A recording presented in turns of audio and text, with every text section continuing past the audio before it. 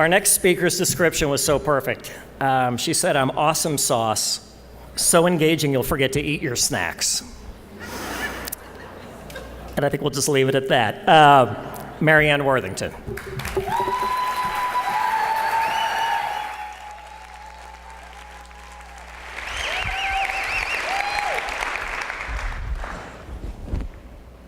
You have got to be passionate to run a marathon. I mean, you must love running to actually make the choice to do that for 26 miles. Do you know what I'm not passionate about? Running. Some of my secret human behavior is actually drive to the end of the driveway to get my mail. But that doesn't mean I don't have passion, right? I decided to dust off my old 8th grade research skills and looked up the word passion in the Merriam-Webster's dictionary. And what I discovered is passion is a strong feeling of enthusiasm or excitement for something. I immediately thought of my cat Hogan. I love him. I bury my face in his fur, blow on his belly, and give him bear hugs. I also dress him up in outfits that I find on Pinterest. Another thing that I'm wildly passionate about, my Mini Cooper. One time I took it to the dealership and I told the mechanic, "Just so you know, I have an unnatural love for my car." When he called a few hours later to tell me there was more wrong with it than he thought and I should sell it, I cried for days. Finally, I'm wildly passionate about selfies. A friend of mine was so concerned about the number of pictures I've posted of myself on Facebook that he sent me an article, and it said that selfies equaled narcissism. My response, that's totally untrue. It's a sign of self-love. So, cats, cars, and selfies equal Marianne's passion. Over 10 years ago, there was a movie that came out called The Passion of Christ. As I reflected on this film, I thought to myself, I didn't even see any cats or cars. Is it possible that there's another definition of passion that's gone out of our mainstream society? To figure this out, I went to an expert. He's chair of the religion department at William Jewell College, my alma mater. I call him Dad. Dad told me that passion is derived from the Latin word passio, meaning the suffering of Christ. The suffering of Christ? What?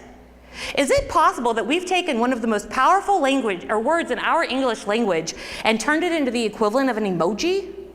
Let's take this one step further. Passio is derived from the Greek word pathos, which means to invoke feelings of suffering or sorrow. Now, I absolutely, positively feel sorry for the people that choose to run marathons, but I'm going to tell you what. Even on my most drunkest of days, which, by the way, isn't tonight, I'm saving that for September 23rd at TEDx. I know that there is a difference between the suffering of Christ and the pain of Christ and what I feel for my Mini Cooper. Women's suffrage. Women fighting for my right to vote defied their husbands and went to jail so that all of us could vote. They are the ones that paved the movement so that in 2016 we finally have our first female presidential candidate. Also, the civil rights movement. Did you know that the March on Washington was planned in only 73 days without Facebook or Twitter? Can you even imagine? Right. Now here's the thing. Not all of us want to be Martin Luther King or Alice Paul. But something interesting happened. I discovered that if you are intentional about what you do, you may accidentally find your passion. When I decided to leave what I lovingly call the worst job in America, I had to figure out what was next. So, to do this, I answered 3 questions that Bill Hybels suggested that you recommend in order to figure out what your passion was or what you should be doing. He said to figure out what you need to do, you need to figure out your why. I figured out my why was going out into the world and building healthy workplaces. I do this by every week hopping on a plane and traveling all across America, teaching managers to be amazing managers and not assholes.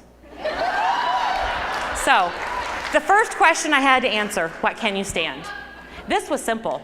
I couldn't stand disrespect. You see, no matter who you are, you deserve to be treated with kindness. The second question was a bit tougher, and that is what wrecks me. In other words, what tears me up inside. This answer, coming from a toxic work environment, was easy, and that was I couldn't stand it when individuality was crushed as opposed to embraced. The last question was the kicker, though, and that was what was your holy discontent? In other words, what broke my heart so much I was called into action. And that was that there were actually organizations that were intentional about leading with fear as opposed to embracing all of the amazing things that their employees brought to the table. That's why every week I hop on a plane and I fly all around the country teaching people how to be great. So that experience gave me a new definition of passion. Marianne's definition of passion is this: passion lies when excitement plus sacrifice meet. Now you all might be thinking to yourself, Marianne, it is not any sacrifice to travel around the country. But I'm going to tell you this: if you've never flown American Airlines out of LaGuardia, you have no idea what suffering is. I want to leave you with this final thought. Under no uncertain circumstances, please do not ever let anyone tell you to not believe in your selfie. Thanks.